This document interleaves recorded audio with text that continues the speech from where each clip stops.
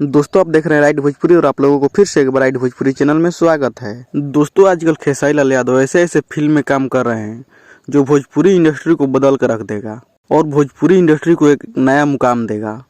तो दोस्तों video start करने से पहले आप सभी से एक रिक्वेस्ट करना चाहता हूँ कि अभी तक हमारे चैनल को सब्सक्राइब नहीं किए तो प्लीज़ चैनल को सब्सक्राइब जरूर कर दीजिए। तो चलिए दोस्तों वीडियो को स्टार्ट करते हैं। दोस्तों आप लोगों को बता दें कि खेसारी लाल यादव एक नए फिल्म का शूटिंग कर रहे हैं जो कि उस फिल्म का नाम है रंग दे बसंती, जो कि एक देशभक्ति फिल्म है और इस मूवी को कश्मीर में शूट किया जा रहा है। और इस मूवी में खेसारी लाल यादव पाकिस्तानियों को रिलाई करने वाले हैं, क्योंकि देखिए खेसारी लाल यादव का एक फोटो निकल कर आया है जो कि आर्मी के ड्रेस में है और इस फिल्म को ग्राउंड लेवल पर कश्मीर में जाकर शूट किया जा रहा है, जो कि दोस्तों फिल्म का नाम है रंग दे बसंती और SRK म्यूजिक की ओर से फिल्म को प्रोड्यूस किया गया है।